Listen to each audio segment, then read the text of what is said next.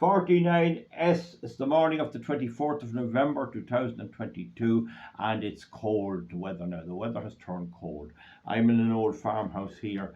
I didn't put on the heating because I'm going out to work all day. I didn't light a fire. I'll stick the fire on about 4 o'clock and then it'll be warm enough. But for now it's cold and I have my woolly cap on, and God help anyone that has to sit in the cold. And really now the whole point of my videos on energy are coming home to roost. Everything I predicted has come to pass, and there's a serious hardship now facing the people of Europe in particular.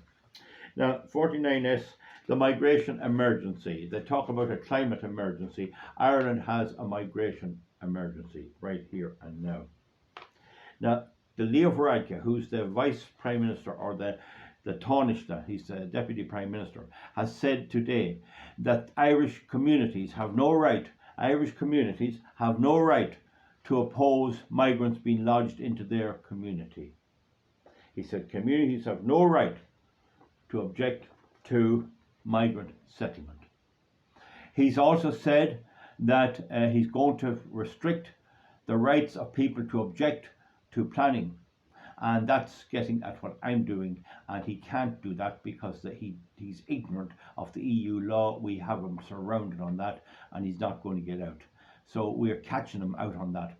But on the issue of migration, we have this ongoing crisis where there are reputedly 40,000 recent arrived migrants in Ireland. 40,000 are recently arrived migrants in Ireland. We can see them everywhere. Okay, now it looks to me like the plan for all Irish governments in future is everywhere there's a war, bring all the fallout from that war, including economic migrants, and bring them to Ireland, house them, give them all the medical, health and everything they can get, and the Irish people can hump off. The Irish people have humped off. Now, in my earlier videos, I dealt with the issue of hatred, and I dealt with the issue of hating my own countrymen. Now, I want to make it clear, there are a large portion of Irish people who are very decent and very good and are abhorrent of this. There's some of them who are a bit silly and a bit naive, and you'll hear some of them, particularly the women, saying, oh, we have to be welcoming, when they don't know what they're talking about. But there is a proportion of Irish people, and it was always said long ago, if you go to England to work on the buildings, make sure you don't have an Irish foreman. They were brutal beggars, they were villains, they were ignorant pigs, and they'd work you to death if they could. And they're in the Gardaí, they're in every walk of life, and they seem to get promoted because the people running it think they're great because they're full of beans, and they destroy you if you let them. And so these people also believe in this old green nonsense. Oh, we have to save the planet.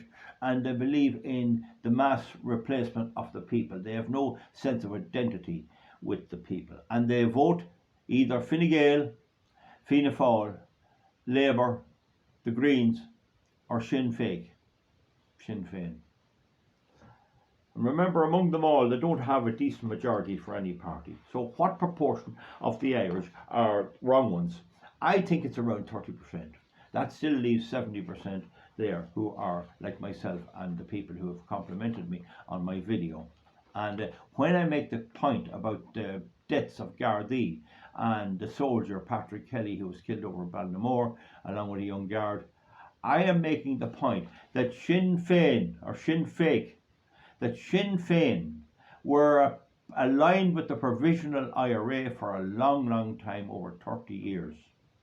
And during that while, they were apologists for the murder of Gardaí and Army, and indeed security personnel in the north, many who were Irish as well. And they told us that this was necessary, that this bloodshed was necessary, that it would bring what they called Chucky our law, our day will come. And now we see that they weren't doing that for the Irish people at all. That's not what they had in mind. What they had in mind was Castro's communism. And bear in mind, the Polish people who come to here will tell you what communism was like. There was nothing in the supermarket, you couldn't get food or anything. And this was their ideology, born out. And those Polish people and people from Eastern Europe fled to Ireland because there was normality. And that normality is now under attack. A small island population cannot sustain the attack on it from mass migration, and its population cannot sustain it. The British almost broke us. The British almost broke us over 800 years, and we could now be broken in 20 years. That's my point. Now, South American workers who come here from Brazil and other South American countries, and I know this from people in business, they complete their 3 years and they have to be exported out. And they'll be very sad leaving. There's always a party for them, and they do cry when they're going back to South America. There's no mercy for them because they're not in the EU. But the EU will take Africans and will take Pakistanis, Asians of all types. They'll take them irrespective of whether they're in the EU or not. But if they come here on a work permit, they have to be sent home. That's not widely known. I know several people in business, and they tell me that's the case. Now, don't forget the Ukrainian government, under the predecessors of Zelensky, stood by and allowed Ukrainians in Odessa to drive Russians who were peacefully protesting into buildings and drove them out the top windows to their deaths. Don't forget that's the persecution. And when they got to a stage persecuting the Russian population, that the Putin intervened. It looks to me like he was pushed till he couldn't but intervene. That's not widely said. They're trying to get me to hate the Russians. What right have RTE, Radio Television, the Irish broadcaster, or Irish government to tell me who I should hate? This was all avoidable. All avoidable. Now, the war there is a stalemate. And it looks like they're all getting worn down, and it looks to me like the Russians are slowly winning, if you ask me. And Putin certainly will use migrants as a weapon. He has nothing particularly against Ireland, but he has recently banned all Irish politicians from going there. I applaud what he did, but the reason was wrong. He should have banned them because they were corrupt, and I'd have made affidavits to back him up on that. He banned them because they were opposing him in Ukraine. I don't fully acknowledge that some of the savagery in Ukraine is justified. So the weapon is that we have to take it.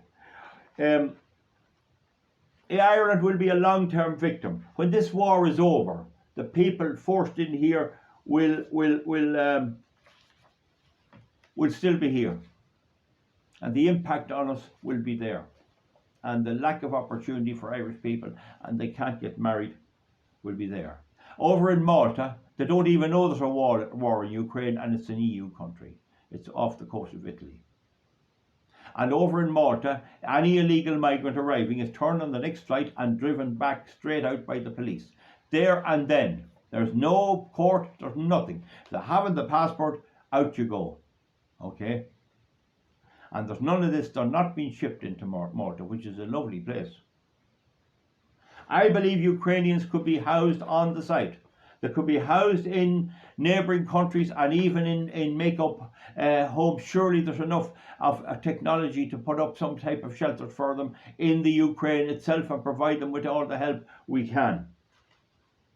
Irish minister had come out yesterday, the Irish minister, I think it's for housing, fellow with a bit of a beard, not up to much, but I forget his name. But he's come out and he said that all people with second homes should take in migrants. Yet he hasn't any of them in his home. He won't take any of them into his home. Same as electric cars. None of the TDs are driving electric cars. None of them. He'll not take them in himself. They get away with this. Failed hoteliers. All around the country there are hoteliers. Sometimes they inherited it, sometimes they bought them. And they can't serve a decent meal. They give you rotten food and nobody wants to stay in it, and the beds are damp and dirty. And now they're making a Klondike of money off the taxpayer who is forced to pay them to keep migrants. What do we do about it is the big question. I claim the National Party is wrong. WRONG. The National Party is wrong. Because they are saying, oh, we're going to ship them all back. We're going to restore Irish. We're going to have all this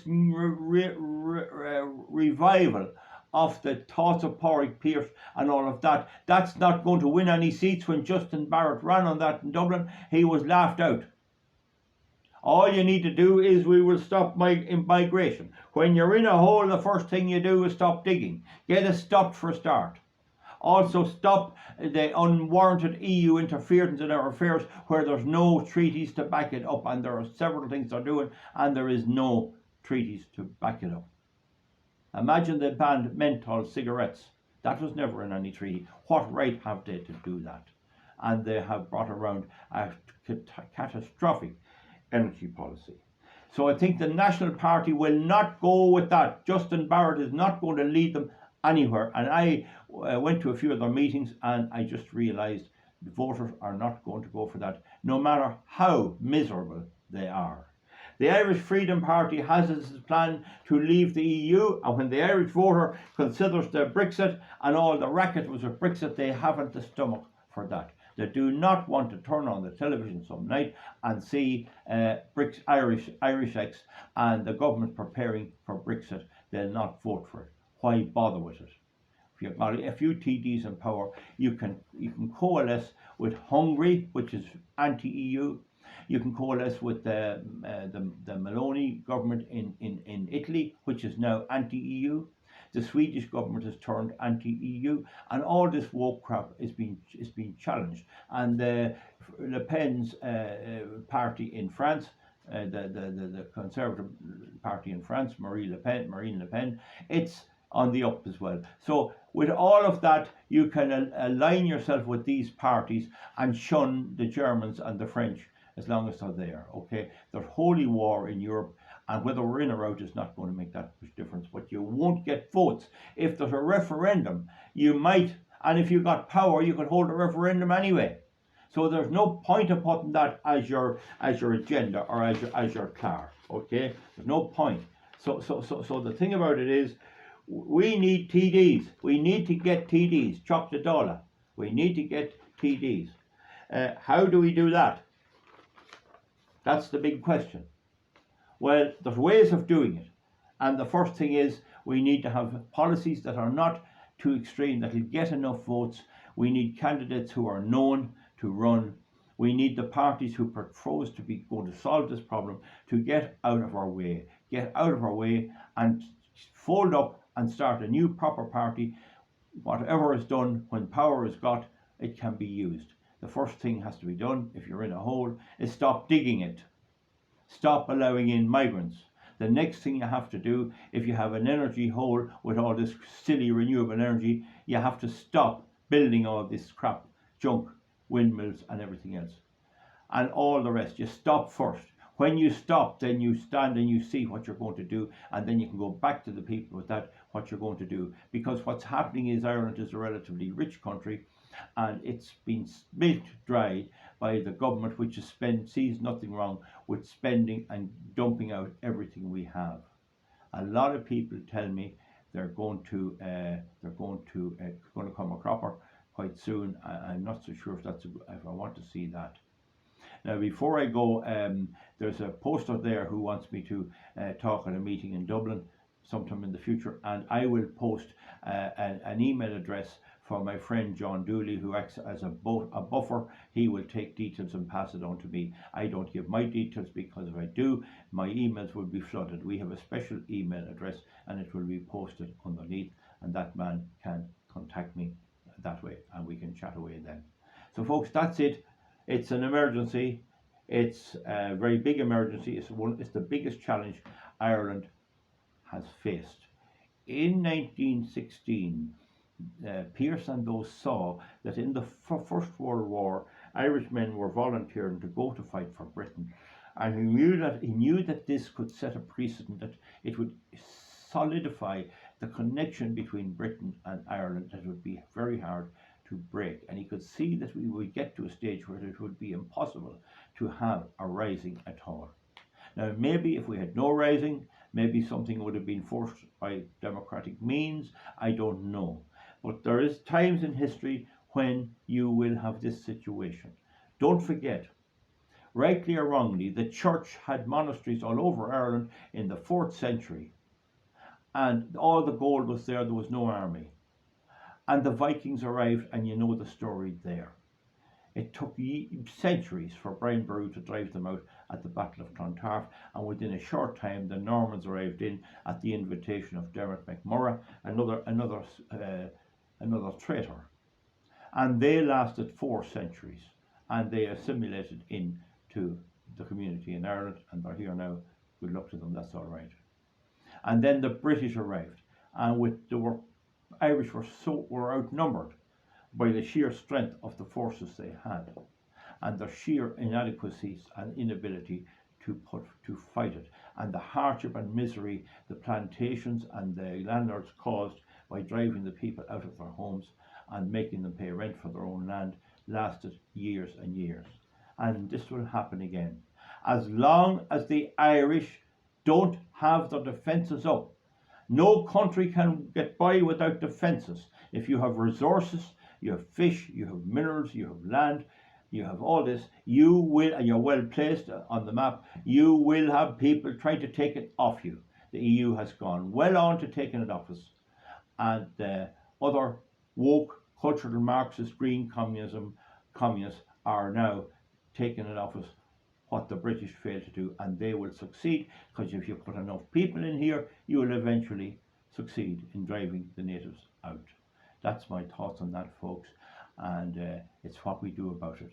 Forget about a big lovely manifesto, a big dream, a big dream. Oh, Misha era, forget about that. Put the policy straight to the people, have them that you'll undermine the weaknesses of the existing parties.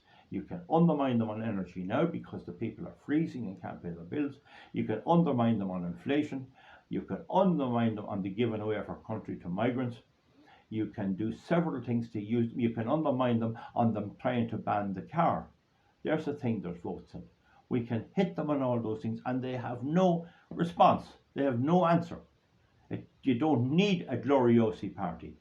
You would need an amalgamation of a few people to stand in an election, and just stick to those simple points.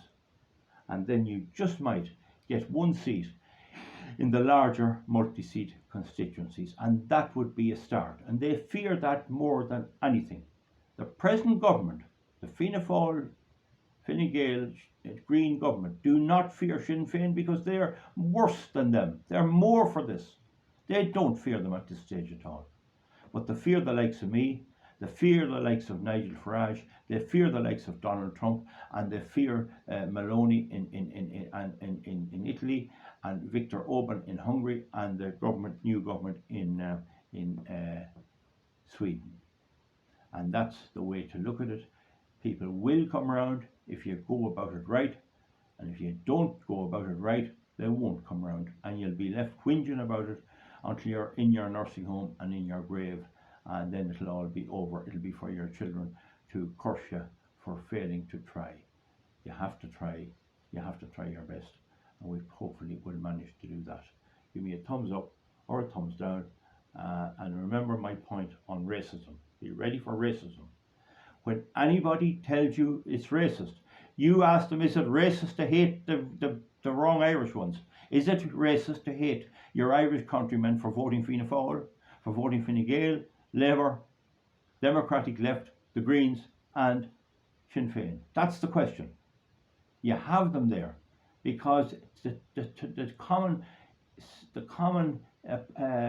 perception of racism is that you hate somebody that's of a different tribe to you, or you hate someone from a different country. I actually love the Native Americans. I go to visit them, and I've made a point why the Africans are being discriminated against.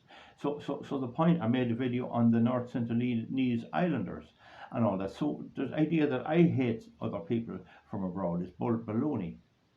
Ask them about hating your own Irish people who deliberately destroy your country, and that will force them to answer. And they look down like this, and they look away, and you have them by the short and curlies. Okay, folks, a thumbs up or a thumbs down, and feel free to comment. I think I'll leave the subject of migration. I hope that I will for now. We'll get on to something a bit more lighthearted. Thank you very much.